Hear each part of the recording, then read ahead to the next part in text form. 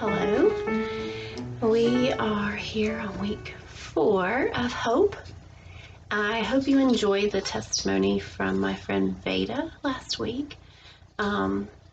She had a rough childhood and a rough teenage life, and so I hope that you would take her life experience and use it to have more gratitude to your own parents, or show more gratitude to your own parents, and realize that life is not always easy. It's not always what you think it should be, but you can get through.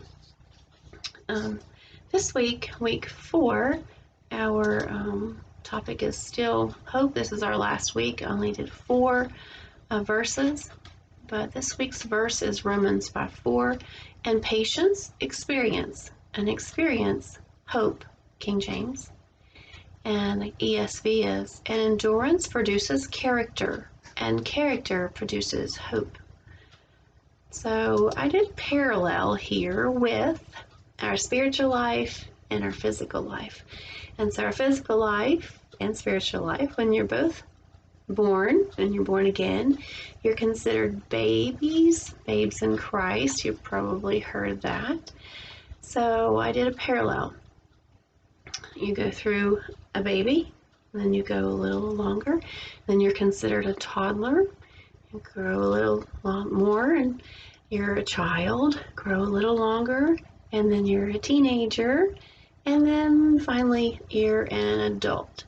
So I wanted to kind of focus on toddlerhood and then the teenage years. So in toddlerhood, you may say that if you're in toddlerhood, you are not very mature. So when you get born again, you're not very mature. You're still just learning everything. You are learning to use words, and you're learning to communicate. Same with the Christian life. You're learning the Christian talk, and you're learning biblical answers, and you're learning to read and understand the Bible. And you're learning a lot of basic Christianity when you're a toddler. And so sometimes it's easy when you're a toddler, when you don't get your way, to throw a little tantrum. Same is true when you are in a church and you are newly saved and just growing up a little bit, and you think something isn't right, it's not fair, I want my way. And maybe you think, I'm going to throw a little tantrum because it's not fair. And so you shouldn't do that, because the verse says, and patience, experience, and experience hope. So with patience, wait. With waiting, you'll get some experience, and experience will bring on hope. And then we grow and grow, we mature, you grow up, you stay involved in church, and you stay involved, you learn, you continue to learn, and you will eventually become a child. And usually children, for the most part, once you've gotten out of toddlerhood, you're a child, you're doing pretty good. Usually you're just learning, and you're submissive, and the rare occasions that we would call a child spoiled, when they get their way, they throw a tantrum, they get their way. Usually, though, it doesn't really happen. Usually during childhood, typical childhood, 6 to 12 or 13, or 6 to 10 maybe even, it's pretty easy going for a while there. And then we get into the teenage years, spiritually and physically. And so during that time, a little bit of selfishness may creep in. And so during those years, maybe the teenager in us comes out, and we decide, well, we are a know-it-all, and we know as much as the pastor, and we know what's going on, and we have been studying this Bible for 10 years now, and we have the answers. So we are going through a rebellion, you might say. And so because we are doing this, we feel like we don't need others in our lives. We feel like we don't need our parents anymore. Teenagers often feel like they don't need their parents. We feel like maybe we don't need our pastors if we're paralleling these teenagers spiritually to the teenagers of the physical growing. We lose a lot of respect and admiration, I feel like, during the teen years. Because at one time, when you're 6 or 7 years old, you think your parents are just great, and they're very smart, and they just know a lot, and they just like to please your parents. And then when you're older, a little older in the teenage years, it's not the same, because for whatever reason, I think it's a lot of peer pressure, but whatever reason, you don't feel that way. You feel like my parents are out of touch. They don't know anything. They don't know what my friends are like. They don't know anything. And the same thing goes on in the church.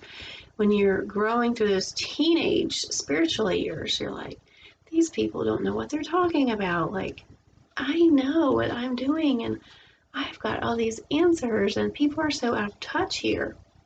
You may roll your eyes or roll your head, like, what is going on? Why are they doing this? Why are we studying this again?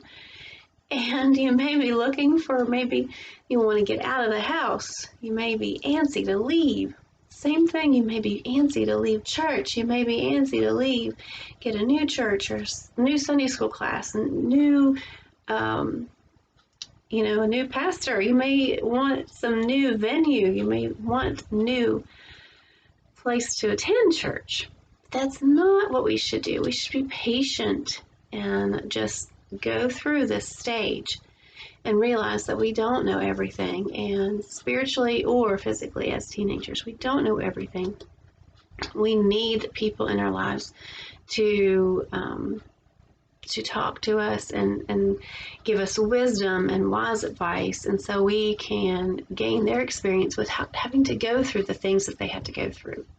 We can glean from people. We can collect and gather information from people on their circumstances, that we don't have to go through the heartache of those problems.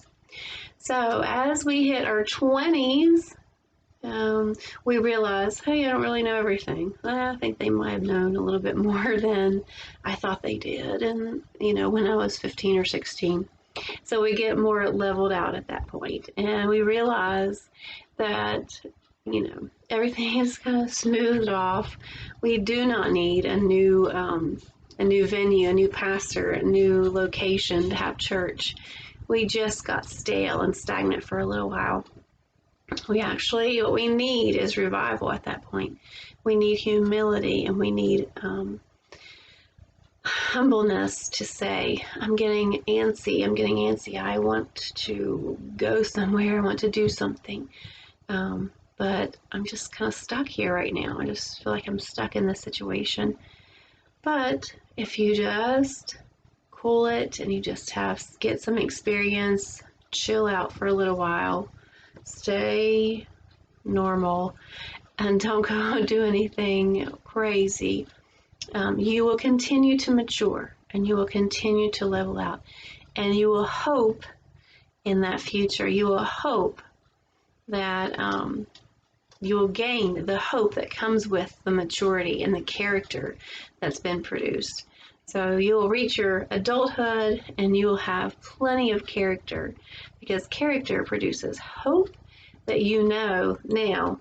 I didn't know it all at that point. Now I am an adult, and I'm really an adult. I'm not thinking that I know it all. I realize I don't know that much. And so I hope in God, because He can help me with everything that I need. So hope is in God and not in our circumstances. It's not in our church building. It's not in our pastor. It's in our God. He's the King of Kings, the Lord of Lords.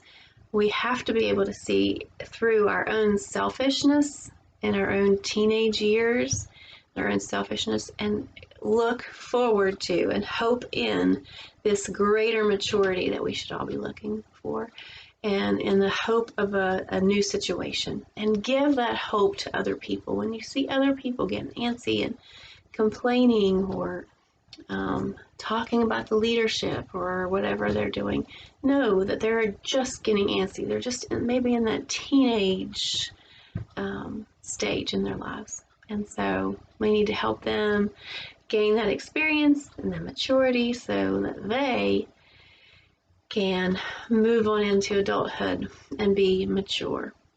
So I hope you got something out of this and keep on hoping in the Lord. I'll see you again next. It's a Biblical Life Bible Curriculum. Have a great day.